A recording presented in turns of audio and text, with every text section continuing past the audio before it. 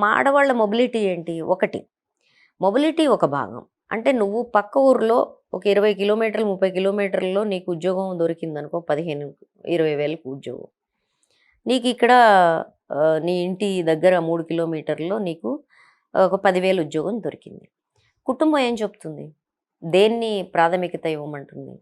దేనికి ప్రాధాన్యత ఇవ్వమంటుంది? ఇంటి దగ్గర ఉన్నదానికి వెళ్ళు అంటుంది. దానికి ఏం చెప్తారు? ఒకటి మొబిలిటీ, రెండో సేఫ్టీ, 2 ఇష్యూస్ చెప్తారు. అదే ఒక మగవాడైతే ఎక్కడికైనా వెళ్ళొచ్చు. వెళ్ళడమే కాదు, he's encouraged to take that job. నీకు అవకాశం ఉన్నప్పుడు నువ్వు ఆగొద్దు అని చెప్తారు అతనికి. ఎస్, నువ్వు వీకెండ్స్లో ఇంటికి వచ్చినా పర్వాలేదు అని చెప్తారు. కానీ ఆడవాళ్ళకి వచ్చేసరికి నీ మొబిలిటీ రిస్ట్రిక్టెడ్ అనేది ఒక భాగం, సేఫ్టీ ఇష్యూ పెద్ద రైజ్ చేస్తారనేది ఒక భాగం. ఏ మగవాళ్ళు అయితే పబ్లిక్ ప్లేసెస్లో ఆడవాళ్ళ మీద చేతులు వేస్తారో వాళ్ళే చెప్తారు ఆడవాళ్ళకి రక్షణ లేదు, ఆడవాళ్ళు పబ్లిక్ ప్లేసెస్లోకి వెళ్తే కష్టము, అందుకని మీరు ఇంటి దగ్గర ఉద్యోగాలు చేసుకోండి. ఇది పెద్ద విషయం. తర్వాత రెండో విషయం, వీళ్ళని ఆడవాళ్ళు వాళ్ళకి వాళ్ళు ఆగిపోయే విషయం. ఇంటి పనిని మీరు ఇప్పుడు ఒక ఉద్యోగంలో ఉన్నారు, మీరు ఆడ్ అవర్స్లో పనిచేసే ఉద్యోగంలో ఉన్నారు. ఎంతమంది ఇలాంటి ఆడ్ అవర్స్లో పనిచేసే మహిళలు ఇళ్లల్లో మగవాళ్ళు వాళ్ళు ఇంట్లో పని చేసుకుంటారు? అది పెద్ద ప్రశ్న. దానికి రకరకాల వంకలు ఉంటాయి. ఆడవాళ్లే బాగా చేయగలుగుతారు, ఆడవాళ్ళు నీ చేత్తో తింటేనే నాకు ఆనందంగా ఉంటుంది, ఇలాంటి చెత్త అన్నీ ఉంటాయి ఆడవాళ్ళని ట్రాప్ చేయటానికి. ఆడవాళ్ళకి కూడా ఏంటంటే వాళ్ళు చేసే గబ్బు గలీజుకి నేనే చేసుకుంటే పొద్దులే చేయాలి అని చేసుకుంటారు. కానీ డబుల్ బర్డే. ఇవాళ ఉద్యోగంలో ఉన్న ఆడవాళ్ళు 15 hours వర్క్ చేస్తారు. ఆడవాళ్ళు 6 hours 5 minutes వర్క్ చేస్తారంట ప్రతిరోజు ఇంట్లో. మగవాళ్ళు 29 minutes, average Indian male 29 minutes domestic work చేస్తారట. Imagine that. అంటే ఈ ఇంటి పని తర్వాత పిల్లల పని, విమెన్ ఇదేంటో బయలాజికల్లీ ట్యూన్డ్ మాదిరిగా పిల్లల్ని ఆడవాళ్ళు సముదాయించినట్టు మేము ఎందుకు నేర్చుకో? It is an acquired character. నేర్చుకొని సముదాయించు. పాలు ఇచ్చడం అనేది బయలాజికల్, సముదాయించడం బయలాజికల్ కాదు. ఒక రకంగా ఈ బర్డెన్స్ అన్ని నెట్టివేయబడ్డాయి. అన్నీ మన్నెత్తినే పెట్టి కిరీటం, ఇగో ఇంటి పని నువ్వు చేయాలి, భర్త మీద ప్రేమ ఉంటే ఇంటి పని చేయాలి, దానికి ట్యాగ్ ఉంటుంది. తర్వాత పిల్లల మీద ప్రేమ ఉంటే పిల్లలకి సంబంధించిన పని చేయాలి, ముసలోళ్ళు సేవ చేయాలి. ఈ అన్నీ అయిపోయిన తర్వాత ఇల్లు క్లీనింగ్ వగైరా అంతా నీదే. సో ఈ పనులన్నీ అయిన తర్వాత అంటే ఇది నీ బేసిక్ డ్యూటీ. అసలు వంట రాదు అనేది కూడా లేదు, అసలు మగవాళ్లే వంట బాగా చేస్తారు అనేది మన మన నలభీమ పాకం అంటారు, కానీ దాన్ని ఎవరు ఆదర్శంగా తీసుకోరు. ఆడవాళ్ళు ఏంటో చేతిలో గరిటి, చేతిలో అట్లకాడ పట్టుకొని పుట్టినట్టుగా, అయ్యో వంట రాదా, ఆడదయ్యి ఉండి వంట రాదా, ఇవి ఎక్స్ప్రెషన్స్ మనకి. నేను అడుగుతుంది ఏంటంటే ఈ పనులన్నిటి వల్ల ఏమవుతుంది? ఈ పనులన్నిటి వల్ల ఉన్న క్యాపబిలిటీస్ని కూడా వదిలేసుకొని ఆడవాళ్ళు ఇళ్లల్లో కూర్చోవలసిన పరిస్థితిని సామాజిక నియమాలు సృష్టిస్తున్నాయి. దీన్ని నువ్వు బ్రేక్ చేయకుండా, ఈ ఆధిక్యతని నువ్వు బ్రేక్ చేయకుండా, ఇంటి పని అందరూ చేసుకోవచ్చు అనే ఒక సెన్సిటివిటీని కరిక్యులంలో భాగంగా చిన్నప్పటి నుంచి నువ్వు నేర్పకుండా నువ్వు ఆడవాళ్ళని ఉద్యోగాల్లోకి ఎట్లా తీసుకెళ్తావు 70% అనేది నా ప్రశ్న. ఎందుకంటే women sarpanches, women in politics, వాళ్ళు కొంచెం వెసులుబాటు ఉన్నవాళ్ళు కాస్త ముందు వచ్చి రాజకీయాలు చేస్తుంటారు. వాళ్ళు కూడా ఇంటి డ్యూటీలు చేయాలి.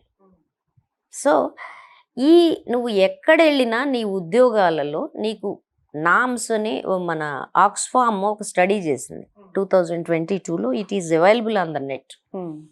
సోషల్ నామ్స్ ఎట్లా రిస్ట్రిక్ట్ చేస్తాయి ఆడవాళ్ళని పనిలోకి వెళ్ళడానికి. అవి నంబర్ ఆఫ్ ఎగ్జాంపుల్స్. తెలంగాణలో ఒక 2 జిల్లాలు, కర్ణాటకలో 2 జిల్లాలు, తర్వాత మన రాజస్థాన్లో ఉదయపూర్ జిల్లా, ఇలా ర్యాండమ్గా వాళ్ళు సర్వే చేశారు. ప్రతి చోట ఉదాహరణలు పేర్లు మారుతాయి, దాంట్లో సారాంశం ఒకటే, మేము ఇంటి పని చేయాలి, పిల్లల పని చేయాలి. అది ఎంత మన మనసులో నాటుపోయిందంటే ఆడవాళ్ళే యాక్సెప్ట్ చేస్తారు. నాకు ఏ పని వచ్చినా ఇంటి దగ్గర చేసుకునేదో, లిమిటెడ్ అవర్స్ చేసుకునేది, వెసులుబాటు ఉండేది, ఇంటికి దగ్గరలో ఉంటే, లేకపోతే ఇంట్లోనే చేసుకుంటే అది బాగుంటుంది. ఇప్పుడు మీరు చెప్తుంటే ఒక విషయం గుర్తొస్తుంది. ఒకప్పుడు తల్లిగా, తర్వాత ఇంటి భార్యగా, ఇంట్లో కుటుంబ పెద్దగా కూడా స్త్రీ చాలా ముఖ్య పాత్ర పోషించేది. కానీ ఇప్పుడు అవి మోయలేని భారంగా కనిపిస్తుంది ఆ పరిస్థితి. ఒకప్పుడు 10 మంది పిల్లలున్నా కూడా హ్యాండిల్ చేసేవాళ్ళు. ఇప్పుడు ఒక్కళ్ళిద్దరికే హ్యాండిల్ చేయలేని పరిస్థితి. ఐ థింక్ ఇప్పుడు మీరు చెప్పిన మిస్టేక్ అబౌట్ ఇట్ అండి. ఇది ఒక మనకి ఒక పెద్ద అంటే ఎక్స్ట్రా బర్డెన్ అనేది ఒక దాన్ని నాస్టాలజిక్ అవుతాం మనం. నాస్టాలజిక్ ఎందుకు అవుతాం అంటే జాయింట్ ఫ్యామిలీస్ 10 మంది ఉండడం కలిసి జాయింట్ ఫ్యామిలీ అనేది కుటుంబం అనేది ఎప్పుడు ఆ సమాజం యొక్క ఆర్థిక స్థితి మీద ఆధారపడి ఉంటుంది. జాయింట్ ఫ్యామిలీ అనేది కుటుంబాలు వ్యవసాయం మీద ఆధారపడి భూమి మీద ఆధారపడి దాని మీదే బతకగలిగిన పరిస్థితి ఉన్న సమాజానికి సంబంధించిన కుటుంబం జాయింట్ ఫ్యామిలీ. ఒక జాయింట్ ఫ్యామిలీలో ఒక 4 అన్నదమ్ములు ఉన్నారనుకుందాం. ఒక 20 ఎకరాల భూమి ఉందనుకుందాం. పోనీ మనకి ఇవాళ కమతాలు 2 ఎకరాలు 3 ఎకరాలుగా బాగా తగ్గిపోయినాయి. అయినప్పటికీ అనుకుందాం 4 అన్నదమ్ములు ఇవాళ 5 ఎకరాల భూమి మీద 20 ఎకరాల భూమి మీద వాళ్ళ పేరెంట్స్తో కలిపి పోనీ జాయింట్ ఫ్యామిలీగా ఉండి బతకగలరా? జాయింట్ ఫ్యామిలీ ఎప్పుడు అంటే ఈ జాయింట్ ఫ్యామిలీలో ఉండే 5 మగాళ్ళు ఒక దుక్కి ఒక 10 ఎడ్లు పెట్టుకొని దుక్కి దున్నాల్సిన పరిస్థితి ఉన్నప్పుడు ఒక ట్రాక్టర్ వచ్చిన తర్వాత ఈ ఎడ్లకు అవసరం పోతుంది. వీళ్ళు 4 పోయి దున్నాల్సిన అవసరం పోతుంది. ట్రాక్టర్ వాడు వచ్చి ఒక రోజులో నీకు 10 ఎకరాలు 20 ఎకరాలు దున్ని అక్కడ పెడతాడు. అందుకని నీకు అసలు అంతమంది కాన్సన్ట్రేషన్ వ్యవసాయం మీద అవసరం పోయింది. రెండోది ఈ 5 కుటుంబాలు దాని మీద బతకగలిగిన పరిస్థితి కూడా వ్యవసాయంలో అంత రెవెన్యూ జనరేషన్ లేదు. అప్పుడు నువ్వేం చేస్తావు? నువ్వు వేరే ఇన్కమ్ సోర్స్ వెతుక్కుంటావు. భారతదేశంలో ప్రతిరోజు బతకలేక 2000 మంది రైతులు వ్యవసాయం వదిలేస్తున్నారు. ఓకే, నువ్వు వ్యవసాయం వదిలేసినాక ఏం చేస్తావు? ఏదో ఒక పట్టణం చేరుతావు. మెయిన్గా ఇన్కమ్ సోర్స్ పట్టణం, ఇండస్ట్రియల్ ఏరియా కానీ పట్టణం కానీ చేరుతావు. చేరినాక నీ పెళ్ళాం పిల్లల్ని తెచ్చుకుంటావు కదా. You break the joint family. Joint family దానంతటది నీ ఆర్థిక పరిస్థితుల వల్ల బ్రేక్ అవుతుంది. సో గడిచిపోయిన కాలానికి ఈ జాయింట్ ఫ్యామిలీలో 5 ఆడవాళ్ళు మెయిన్గా ఉండేవాళ్ళు, అత్తగారు 4 కోడళ్ళు. వీళ్ళందరూ కలిపి పొద్దున్న 4 మొదలు పెడితే సాయంత్రం 10 గంటల వరకు చేస్తూనే ఉంటారు పని. అప్పుడు ఆ పిల్లలందరూ తినేవాళ్ళు. ఇది మర్చిపోయి మనం 10 మంది ఉన్నా మెయింటైన్ చేసేవాళ్ళు అంటే అట్ వాట్ కాస్ట్? ఎంత పని వాళ్ళు చేసేవాళ్ళు. పొద్దున్న లేచిన దగ్గర నుంచి పశువుల సేవ దగ్గర మొదలు పెడితే, వీళ్ళకి తిండి పెట్టడం దగ్గర మొదలు పెడితే, పిల్లలకి పొలంలోను వ్యవసాయంలోను, మళ్ళీ వ్యవసాయం నుంచి వచ్చిన ఉత్పత్తిని ప్రాసెస్ చేయటం ఫుడ్ ప్రాసెసింగ్లోను మొత్తం ఆడవాళ్ళ శ్రమే కదా. అది మనకు కనపడదు. మనకి అందంగా కనపడేది ఇసిరేది, దంచేది, ఇవి వాళ్ళకి నీకు రొమాంటిక్గా కనబడుతున్నాయి. ట్రై చేసి చూడండి, అది రొమాంటిక్ కనపడే వాళ్ళు దాంట్లో నడుములు ఎట్లా ఇరుగుతాయో. అంచేత కాలం చెల్లిపోయిన అయిపోయిన సమాజానికి సంబంధించి మనకి చిన్నప్పుడు జ్ఞాపకాలు ముద్దుకుంటాయి కదా. చిన్నప్పుడు నేను అక్కడ పడ్డాను, ఇక్కడ ముక్కు పగలు కొట్టుకున్నాను, ఆ చెట్టు ఎక్కాను, ఇవి మనకి చాలా హాయిగా అనిపిస్తాయి, నవ్వు కూడా వస్తాయి. అట్లనే గడిచిపోయిన కాలానికి సంబంధించిన సమాజానికి సంబంధించిన జాయింట్ ఫ్యామిలీ మనకు ముద్దుగా కనపడవచ్చు. కానీ అది ఇవాళకి రిలవెంట్ అనేది ప్రశ్న.